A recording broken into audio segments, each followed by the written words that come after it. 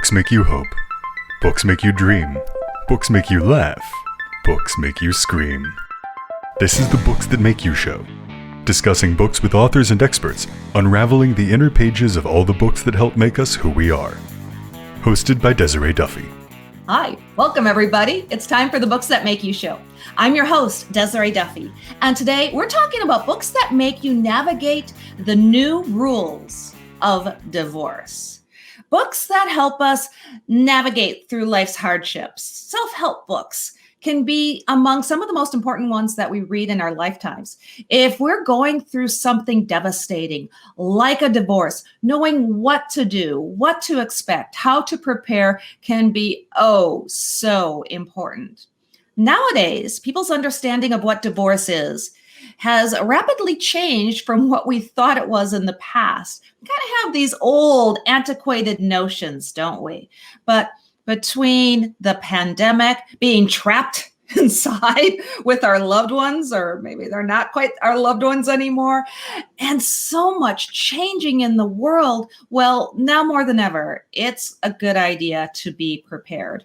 And that's why our guest today is the elite New York City divorce attorney, Jacqueline Newman. She's here to help, sharing some of her secrets from over 2 decades in the trenches. The New Rules of Divorce, 12 Secrets to Protecting Your Wealth, Health, and Happiness is the definitive guide for navigating modern divorce. And it's just full of advice to help readers in so many ways. Hi, Jacqueline. Welcome to the show. Hi, thank you so much for having me.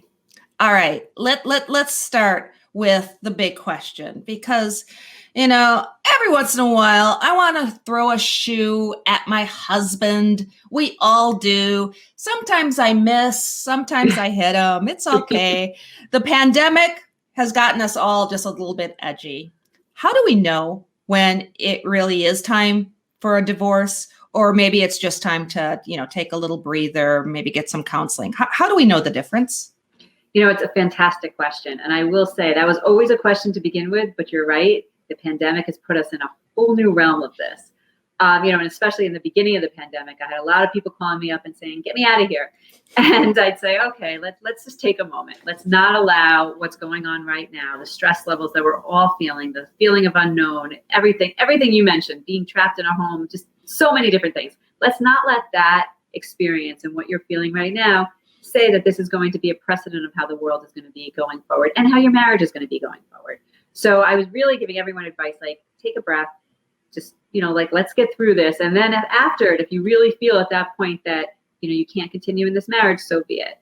But I think it is a really good question. I think it's an important question. And it's actually, when someone comes to my office for an initial consultation, one of the first questions I ask them is, are you sure you want to get divorced? And that was before and after the pandemic, assuming that we're in the after, or we're getting close to it. I always ask them that because, it's a very hard process. It is emotionally hard, it's financially hard, and it's very hard to turn back from. So you need to make sure that you are ready. So what are some of the things nowadays that's different in the world of divorce that was different in the past? What are some of the new things that people should be aware of? So one of the big things, and I obviously speak about this a lot in the book, is custody. Back in the day, people used to assume that mom would always get custody and dad would have every other weekend and Wednesday night dinners. And that's just a thing of the past. And again, this book came out in January of 2020 before the pandemic hit. And, it's interesting now because the things that I predicted then, I feel like COVID has kind of like fast forwarded so much of that, and specifically one being custody. So now we're in a situation where if you have a father, and I'm going to be a little sexist here, but let's just say the non-primary custodial parent, who wants 50-50 time. Now, I will not say that, we're 100% there to the degree that you're definitely going to get it. But I do think we're getting very close to the point of saying, okay, to the parent who doesn't want to agree to that, tell me why, as opposed to it's a shift in burden. And I think that, after this pandemic, I would not be surprised if it really has made that full shift. Because one of the things that has happened through the pandemic to kind of tie these things together is that, one of the big excuses as to why the non-custodial parent would say, the custodial parent would say why the non-custodial parent shouldn't have 50-50 access is they don't know everything about the child. They're not as involved in the day-to-day child rearing issues. So, let's just say for the purposes of this, that the father doesn't know that the daughter only eats her sandwiches if they're cut in stars, and, the son will only draw with purple crayons. Like, they don't know those things because they're not part of the day-to-day. But now people have been home and people aren't traveling in the same way. And now we're in a situation where child rearing has become, everybody is much more involved than they've ever been before. And so it will be very, very interesting to see that once we're all out of our houses and once the world resumes some more normalcy, will there be more parents that are saying, I want 50-50 time. I've gotten to know my children in a way that I never would have before, and I want to be part of that. Now, of course, you may have people that say, I want to get out of here. I don't even want 50-50 anymore after what some people have gone through. But in all sincerity, I do think that there's going to be a big shift. And I think that the custodial parents, I think they're going to be in for quite a shock if they really think that the other parent's not going to get equal access. Mm-hmm, mm-hmm. Now, and with the pandemic as well, and kids learning from home, being able to do that, even just the whole notion of using Zoom. Grandparents are using Zoom now. A year ago, grandma would never have gotten on Zoom, but the pandemic kind of normalized the way we socialize. So does it work the other way too? Can the custodial parents say, oh, well, we don't have to send little Billy halfway across the city to visit you. You can Zoom with them. Does it kind of cut that way as well? I don't think it ultimately will. It is somewhat happening now, because what we have now, especially, I work in New York City. And so a lot of my clients have left the city during all of this. And so you do have sometimes one parent that's in the city and one parent that's out of the city. And so it becomes an issue of not having the normalized access schedule they may have once had. And so you are having a lot more Zooms. But I do think that once the world opens up and things are normal, I don't think that many people are going to agree that Zoom is going to replace, tucking your kid in bed at night. Right. Now, have you seen a lot of that situations with the pandemic too, where one parent didn't want to allow access because they felt that the health and wellness of the child might be at stake? Maybe one parent was out on the front lines, a doctor, a nurse, somebody who is right there. Have you seen any situations like that? Yeah. So there's been a lot of situations like that, and it's been very, very hard to navigate. Because you have a lot of people that, you have the frontline people, but then you also have people that are just handling this pandemic differently. And, when this broke in the spring, it was right around spring break for a lot of private schools. And so, and the information was just so muddled and no one really knew what was going on, that you had a lot of people that said, I'm still going on my European trip. And you had the other parent that said, you're not putting my kid on a plane. And then you had the first parent say, don't try to control me. And so it was this whole thing. And it really became such an issue. And I'm not someone who gets like overly dramatic, and I'm not an hysterical type of person. But I will say, when all of that was breaking, and I specifically had one client who's the father, in this case, was representing the mother, wanted to take the child internationally. And this is so not my personality, but I was like, you better get on a plane. I was like, you do not want to be in a situation where your child is out of the country and you're in one country and your child's in another. And she's like, you seriously want me to get on a plane and follow them? I was like, I really do. I was like, if they're going to do it. At the end of the day, the father decided not to travel. And so it ended up not being an issue. But I was so scared of where things were going to fall out. And we really didn't have the power because the courts also were shutting down at that point. So we really had no one to turn to. And I had all these people that said, well, what did you do when this happened before? I was like, this has never happened before. Like I have no precedent to work off of. And it was just pure chaos. And then we went through a stage where things were a little bit better because it was very clear, like, you're supposed to do this, you're supposed to do that, and it was clear. And especially in New York, we had a lot of people that were wearing masks. There wasn't as much of this being a political statement that it may have been in some other countries. Some other states. But now we're getting back into a place where it's getting questionable again. Now we're back in a place where you have some people that are saying, you know what, most people are, have their shots and blah, blah, blah, and I want to live my life again. And then you have some people that are like, no, you still can't go outside. And so we're getting back into the muddled place. And I will tell you, the next issue that's going to be, which is going to be the big one, is going to be about whether kids should get vaccinated or not. And that's going to be the big divorce issue that's on the horizon. Yeah, I can see that too. Even in the quote unquote old world, there was a certain segment of the population that felt that vaccinations, the anti-vaxxers, so to speak. Right. And this is just a whole different layer, because do kids need it? And it seems like even the professionals, the doctors are a little bit, divided on the issue as well.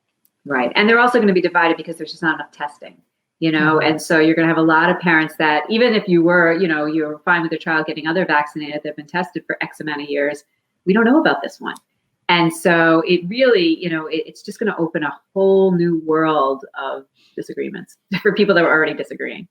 Yeah. Oh, I can imagine. Okay, let's focus a little bit on the book. So it is The New Rules of Divorce, 12 Secrets to Providing Your Wealth, Health, and Happiness, protecting your health, wealth, and happiness. So let's talk about that first thing, wealth, finances, money, because isn't that one of the biggest things that people are afraid of when they enter into a potential divorce is we realize it's probably going to cost us a lot of money, right? And how can we plan? How can we prepare for that?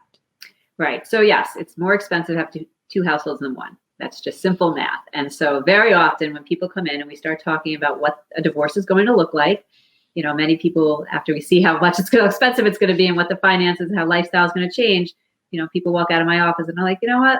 My husband or wife, they're kind of funny. They're not so bad. And, they don't crunch their cereal that loudly. And so I'm going to stay married. So ways to protect. I mean, really what it comes down to, before you get married is a prenup. That's, I talk a lot about that in the book. But if you're already about to enter into the divorce, there aren't ways to protect in the same way as there are to be smart about it.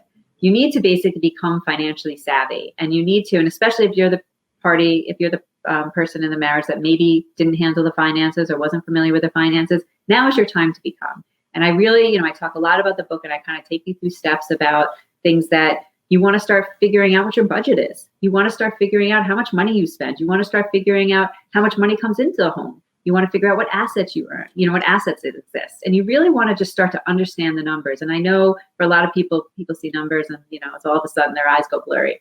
But I really encourage people to become educated because not only do you want to become educated to be able to help your attorney and to kind of work through the process as best you can, but at the end of it, you're going to have your own money. And that may be something you never had before, but you need to really understand it. So we talk a lot about that in the book. We kind of take you through the steps of it to talk about money and just make sure you understand it. And that's the best way to protect yourself is really having understanding. Oh, yeah, that is great advice. That is so important. So let's talk about finding the right lawyer. Obviously, you are a lawyer, so you might have something to say about that. But in many cases, too, it might not be a lawyer you're dealing with. It might be a mediator or even a guardian ad litem. Do you want to break that down a little bit for us? Sure. So finding a lawyer, and again, it's a whole chapter on the book. And the question really becomes, you get a lot of people that come to me and they're like, I need a shark. Are you a shark? That's like one of their big lines. And I always kind of chuckle and I say, the fact is you might not need a shark in the way that you're defining it. And people think that they do because they think they need to be someone who's uber aggressive and is going to put their spouse in their place and all of these things. And I'm always like, anytime that anyone comes to me, and I've been doing this a long time, and is so incredibly over aggressive, I always think, what are you hiding? Or did you just start practicing? Because if you're going to get that angry and that excited and do all of that, something else is going on here. Or you really don't have a good case. And so I speak a lot about being very strategic. I think that divorce law in whole, while the law plays a role, I think it's much more psychological chess. And again, there's a whole chapter on how to navigate all of that. And I think that it really comes down to being smart about the attorneys you choose. So there are two types of attorneys. There's the advocate and then there's the soldier. The soldier attorney is the person that's going to come in and they're basically going to say, I'm going to fight for anything you want. So you're going to say that I don't want him to get a single dime or I don't want her to get a single dime. They say, okay, we'll fight for it. They'll ultimately lose, but that's okay because at the end of the day, they'll turn to their client and they'll say, well, I fought for it, I lost, but you wanted me to fight for it anyway. So those are your soldiers. And there are some people, while I am personally not a big advocate of the soldier approach, I can understand that there are some people that feel like if I don't fight to the death, I'm going to always question.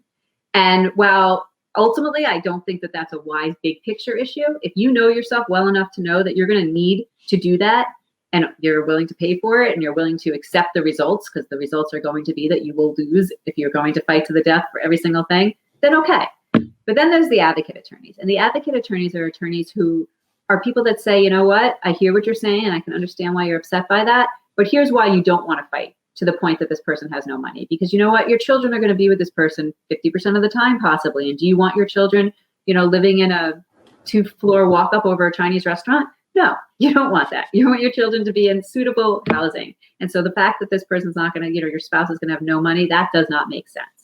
And so those are really the things you need to think about when you're choosing attorneys and realize that the whole, shark approach, the chapter is, dolphins are smarter than sharks. And I think that that's a really, setting, a good thing to think about when you're choosing an attorney.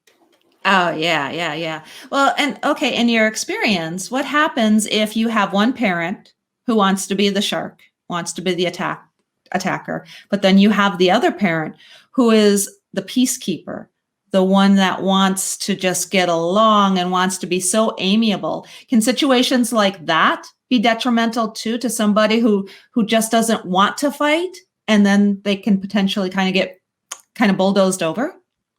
Yeah, so that can happen. I mean, again, when I'm saying an advocate, let me just be very clear. When you have an advocate attorney, so for an example, I've been called a shark, but I don't personally see myself as a shark. I see myself much more as an advocate. And the reason, but I'm firm, and that's what sometimes, my attitude is, I'm not going to get excited. I'm not going to make bigger issues than they need to be, but I'm very firm on the issues as I see them. And so I do think it's very important not to get bulldozed 100%, but you can not get bulldozed and still be firm and still not go on the attack. And I think that that's a nuance that many people don't recognize because they feel it's either on or off, and that's just not true. Right. And then in some cases you have people who, by their very nature, they could not go on the attack. So, it takes all kinds of people. What about mediators and guardian ad litems and the structure of the courts? Because people think, well, I have my attorney, he or she has her attorney, but then there's other attorneys that can possibly involve that are advocating for the children. How does that work in your world? Right. So just to generally kind of back up, and again, the book talks about this too, is that there are 3 processes for divorce. There's mediation, collaborative law, and what I call in litigation, which really just means it's not the other 2 options. So when you do mediation, a mediator can be, very often, like I do all 3 process choices. So mediators are attorneys very often. They can be therapists sometimes. And then they'll usually bring an attorney on to do the drafting. And mediations where you work with one person who's a neutral. Each person usually does not have attorneys in the room. They can sometimes. In my opinion, it's the best process if you can do it. But it's self-selecting and it's not appropriate for everyone. And when you speak before about somebody who may get bulldozed, they may not do well in mediation because they may need an attorney in the room. They may not be present enough or be able to vocalize themselves enough that the process won't work. And then there's collaborative law. And collaborative law is where you work with attorneys who are trained in the process. And you enter into an agreement saying you're not going to go to court. So there's a very big push on settlement. It's also an interdisciplinary approach where you bring in a divorce coach, which is a therapist trained in the model, a financial neutral, and a child specialist if applicable. I always say I'm the most expensive player in the team. Why wouldn't you work with these other people? And the catch to this is that if the process breaks down and it's voluntary, so either party can say they don't want to do it anymore, you can't use those same attorneys in litigation. So my firm is one of the larger matrimonial firms in Manhattan. And we have 17 attorneys. So if I'm working with a client, let's say I'm working with the husband and we're getting along and we think everything's fine, and the wife says, you know what, I don't want to do collaborative anymore. Not only am I out, but my entire firm is out. And so you're basically starting over from scratch. So that's really where the push on settlement comes in. Again, I think collaborative is a great process to choose if you feel like mediation and you need somebody in the room. And then there's litigation. And litigation is where you talk about with the attorney for the child, and that's where the court systems could be involved. It doesn't mean, again, that's probably when people say litigation and you have one attorney and the other attorney and you never go into court, but you just kind of work it out, would fall under that umbrella. But with litigation, yes, if you go through litigation, which is a very, I do a lot of litigation too, and I can tell you it's a tough process, and there is probably nothing worse than a custody fight. And custody fights are they're so awful for everyone involved. And when I talk about cost benefit analysis, I say, not only are you paying your attorney, you're paying the other person, or possibly, you have 2 attorneys on there. You have the attorney for the child, which is who you were just speaking with. And then you are also, obviously you have court fees. And then I always say you're going to pay therapy bills because there's going to be a lot of therapy bills for going through what a custody fight is. But the attorney for the child, yes, that's somebody that's appointed by the court.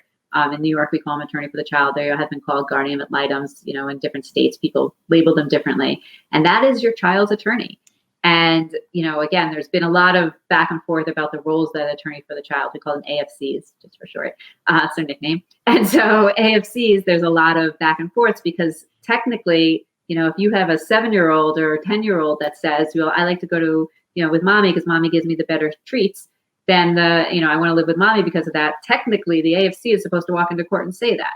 But obviously, if you know the reasoning behind it, some AFCs will substitute judgment a little bit and say, you know what, yes, this person is my client, so I'm going to advocate and say what they wanted. However, I'd like to also let the court know that's because there's always chocolate at mommy's house or whatever it might be.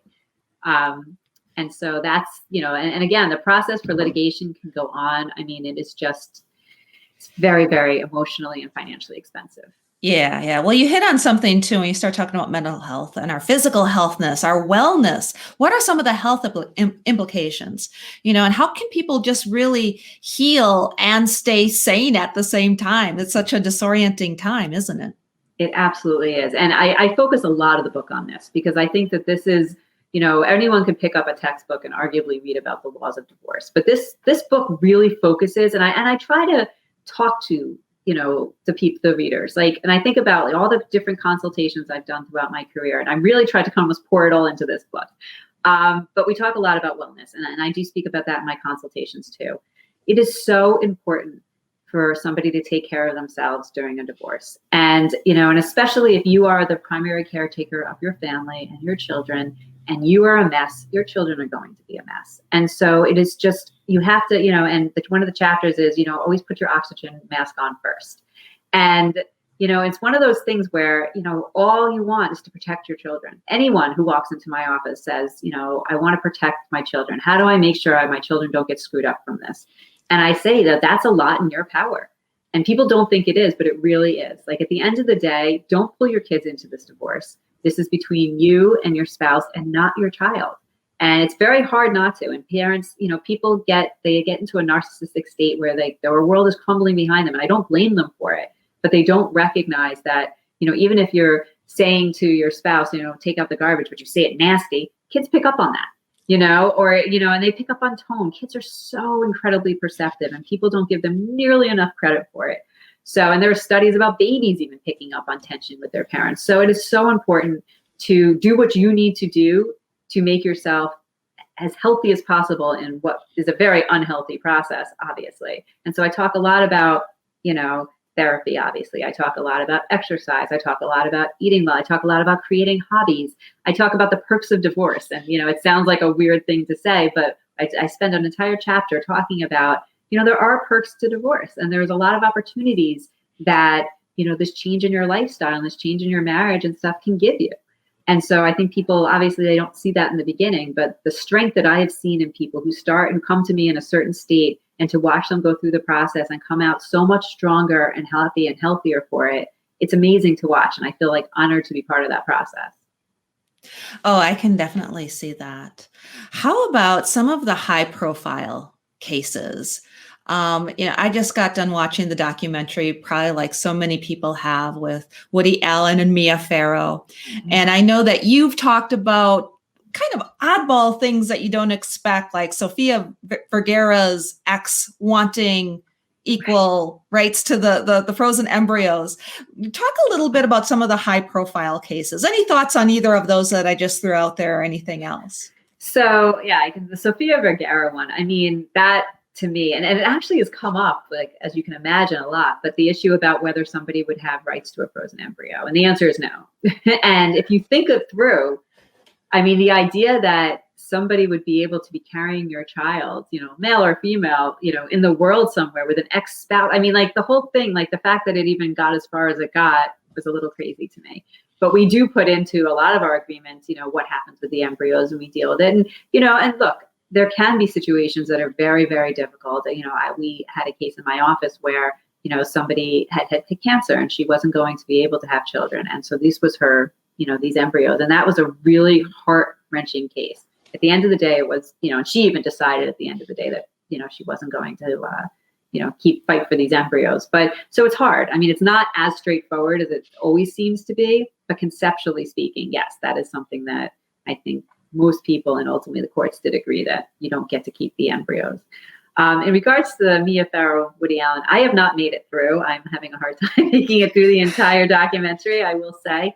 It was an interesting case, obviously. And, and I remember, hearing about it when I was in the courts, and going through it. And yeah, I mean, it's a very, very, very difficult and tough case. And it goes to show, I mean, custody cases as a whole are very, very difficult. And a lot of the celebrity cases, and we deal a lot with high profile cases. And, those are challenging in a different way because we need to keep things out of the media. Like I'm a big believer in you don't try a case in the media, especially when there's children involved. And when I've had people come to me and want to do it that way, I say, I'm not the right attorney for you. Like, so most of the cases that I've ever been on that have been a high profile, you'll never hear about.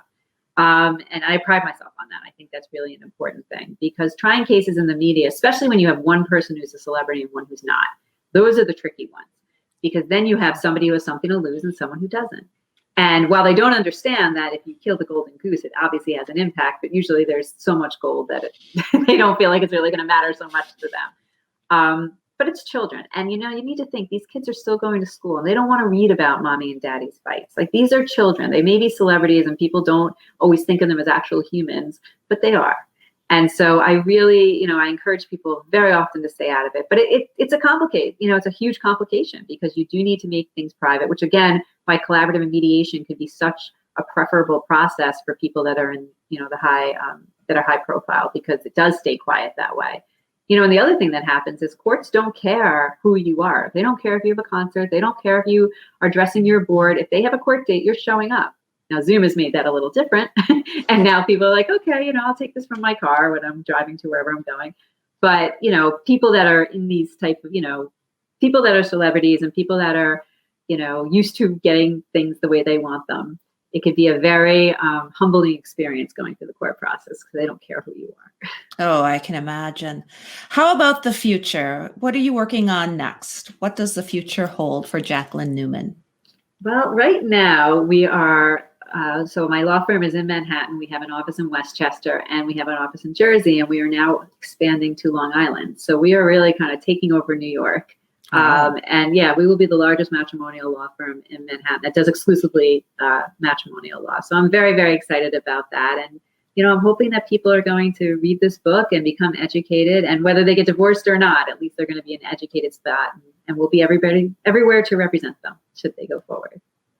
The New Rules of Divorce, 12 Secrets to Protecting Your Wealth, Health, and Happiness. There it is. Jacqueline, where can people go to find your book, as well as if you want, give out your website, any social media so that people can find you? Sure. So the book can be on Amazon and also on Barnes & Noble.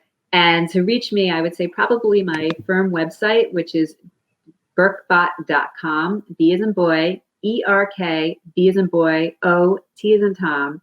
And I also have a personal website, which is nycdivorcelawyer.com. Fantastic. Jacqueline, thank you so much for being here today. I appreciate it. Thanks so much for having me. And thank you, everybody, for joining us for today's Books That Make You show. Please, until next time, enjoy all of the books that make you exactly who you are. The executive producer for Books That Make You is Desiree Duffy. Produced and sound mastered by Phil Giangrande. Engineering by Dave Nabox. Social media and promotion by Bree Sweeter. For more, visit booksthatmakeyou.com.